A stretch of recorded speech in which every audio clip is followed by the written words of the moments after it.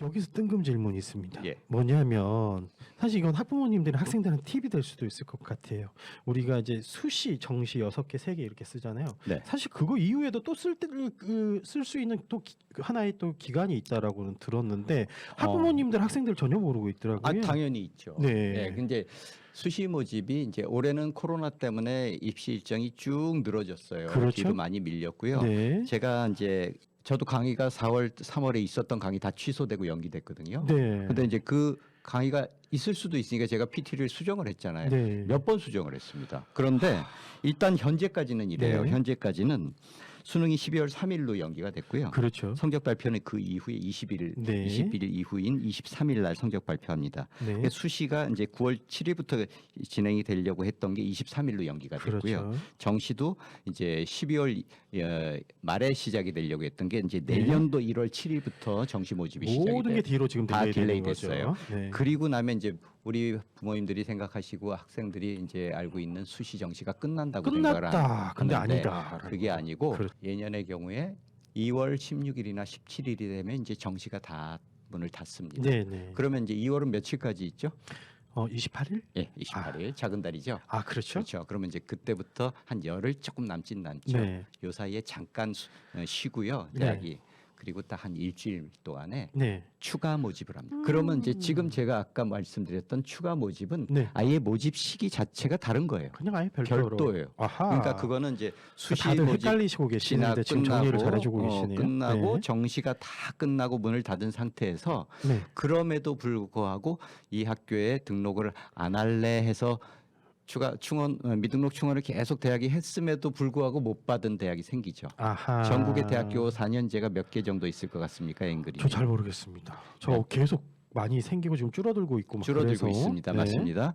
예전에는 200개가 훨씬 넘었고요. 네. 지금 이제 200개가 안 돼요. 아, 예, 그런데 이제 4년제의 말씀입니다. 네, 네. 자, 한 196개 정도로 파악을 하고 있는데요. 그 대학에서 거의 150개 내외 대학들이 매년 추가 모집을 합니다. 아, 그 이야기는 한 40개 정도 대학 네. 빼고는 다 추가 모집을 한다는 거죠. 아, 그 얘기는 다들 다 놓치고 있었는데. 안 찬다는 거죠. 그렇죠. 그러니까 이제 보통 우리가 말씀드리는 서영고는 추가 모집이라는 걸 한 적 사례가 거의 안 없고요. 하고. 네. 그리고 밑에 이제 15개 메이저 대학부터는 가끔 가다가 뜨는 생겨요. 것뿐이고 가끔 가다 생기고 네. 나머지 밑에 대학부터는 네. 수시로 떠요. 인서울부터 시작해서 예, 그런데 이제 그게 경기로. 해마다 다르겠죠. 그렇겠죠. 예, 그래서 네. 해마다 추가 모집 인원이 예전에는 10,000명도 넘고 그랬습니다. 10,000명 꽤 많은 인원 네, 아닙니까? 네, 네. 서울대 모집 정원이 거의 3배가 되는 인원인데 네, 네. 그만큼의 인원을 전국 대학에서 추가 모집을 합니다. 하지만 매년 인원수는 다르다. 예, 그렇지만 거의 9,000명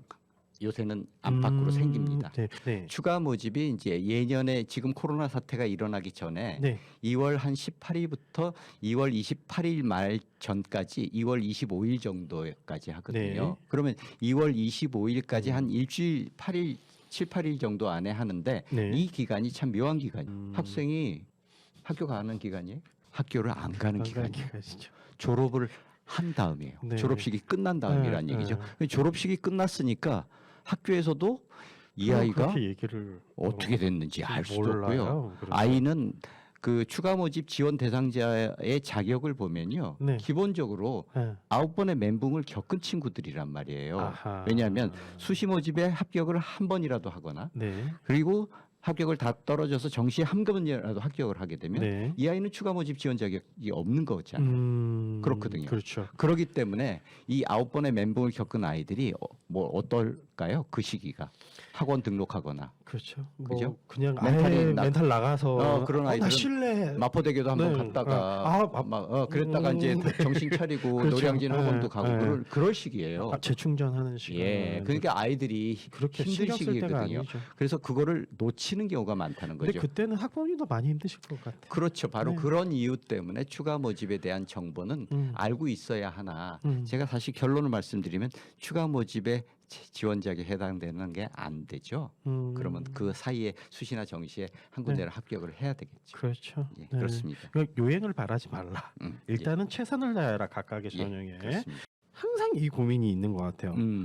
대학을 선택하는데 학과를 보고 선택해야 되는지 아니면 성적에 맞춰서 선택해야 되는지 거의 뭐 청소년들이 학부모님이랑 같이 왔을 때 입시 상담 오는 친구들 보면 맞습니다. 명확하게 정하고 온 친구들이 많이 없던 걸로 기억이 좀 되는데 이거 어떻게 해야 될까요? 저의 의견을 물어보신다면 네, 결론적으로 말씀드릴 수 있는 것은 학과 선택이 우선이다. 그렇죠. 네, 왜일까요? 이건 이제 여러 가지 이유가 있는데요. 네. 이 데이터상으로도 나와요. 수시 모집에 합격한 아이, 정시 모집에 합격한 아이가 한 대학을 같이 다니지 않습니까? 네네. 한 대학을 같이 다닐 때 이 정시로 들어온 아이들이나 수시로 들어온 아이들의 학점 데이터를 대학이 입학처에서 관리를 합니다. 네. 관리를 하는데 이 데이터를 보면요. 정시 모집으로 합격을 해서 대학을 다니는 아이들의 중도 탈락률이나 학점이 좋지가 않아요. 네. 그러면 어떤 아이들이 좋을 것 같아요? 네, 수시로 들어온 아이들 중에서 네. 어떤 전형으로 들어온 아이가 학과 전형이요. 학생부 전형을 학생부 선호합니다. 전형 중에서도 네. 학생부 종합 전형을 선호합니다. 그렇죠. 그 이유가 뭐냐면 네. 이 친구들은 들어올 때 성적은 좀 낮아도요. 네. 졸업할 때 석사도 하고 박사도 한다 그러고 그런 성취도가 쭉 올라가는 게 학종으로 들어온 친구들이 좋다라는 데이터가 있어요. 정말 그 학과에서 대학마다 다니고 싶은 거의 건지 그런 제대로 못 데이터가 들어가니까. 확보되어 있어요. 네. 그래서 대학이 학종으로 뽑고 싶어 하는 겁니다. 그리고 수시로 뽑고 싶어 하는 거예요. 네. 왜냐하면 우리가 이제 흔히 우스갯소리로 이런 얘기를 하는데 대학에 대한 충성도가 학종이 최고다. 그리고 또 하나는 취업률도 확 올라가는 거잖아요. 당연한 얘기고. 그러니까 그쪽 과에 관심 있는 친구들을 더 많이 뽑으려고 맞습니다. 하는 거죠. 예. 그래서 이제 또 정시 전형이 그럴 수밖에 없는 이유가 또 있어요. 어떤 이유? 왜 그러냐면 정시로 들어온 아이들은 수시가 떨어졌기 때문에 정시로 들어왔겠죠. 네. 당연하겠죠. 네. 수시는 지가 본인이 원했던 대학이겠죠. 네. 근데 그 대학에 들어가지를 못한 거죠. 근데 수능 성적을 가지고 들어오려고 하다 보면 네. 거의 10명 중에 9명 정도가 자기가 원하는 수시 대학보다는 낮은 대학밖에 정시로 갈 수가 없어요. 아하. 그러면 아이들이 만족해요, 불만족해요? 불만족이죠. 불만이 가득한 아이들이죠. 그렇죠. 그런데 사실 그 성적 대비 수능 성적만을 놓고 볼 때는 수시로 들어온 아이들보다 훨씬 좋은 아이들이거든요. 학업 역량만으로 따지면 수능을 기준으로 한 학업 것보다? 역량은 훨씬 수시로 들어온 아이들보다 잘 공부를 소위 말해서 잘하는 아이들인 거예요. 그게 이 친구들이 내가 다닐 대학이 여기가 아니라는 생각들을 많이 해요. 막상 다녀보니 더 좋은 대학을 자기는 갈 수 있었는데 그게 소위 말해서 재수가 없어서 떨어졌다. 이 학종의 가장 큰 단점이 불확실성이거든요. 그런 생각들을 한단 말이죠. 네, 네. 그렇기 때문에 중도 탈락을 하거나 자퇴를 하거나 아니면 또 학과 공부에 소홀히 하는 그런 상황을 볼 수 있죠. 그렇다면 이게 학과 중심의 선택이 낫겠습니까? 학교 중심의 선택이 낫겠습니까? 학과 중심. 당연히 학과 중심으로 가야 되는 이유가 거기에 지금부터라도 있어요. 나한테 맞는 학과가 뭔지 좀 많이 찾아봐야 되겠네요. 그거는 지당하신 말씀. 기본적인 건데 예. 다들 공부해야 돼, 학종 맞춰야 돼, 아니면 그냥 시험 공부해야 돼. 놓치는 경우들이 좀 많아서. 예. 근데 이제 정말 자기가 원하는 꿈을 찾는다는 게 쉬운 건 아니잖아요. 그렇죠. 그래서 이제 학생부 종합 전형은 학생부의 그런 활동 기록들이나 네. 또는 교과 성적과 자기가 지원한 학과하고의 그런 매치 이것들이 중요한 거거든요. 전형이. 그래서 네. 그 학종을 준비하는 친구라면 특히 더더군다나 네. 그 자기가 가고 싶어하는 학과를 좀 미리 네. 곰곰이 고민해보고 네. 결정할 필요가 있다는 거죠. 그래서 저는 학과 지원 추천을 적극 추천합니다. 네.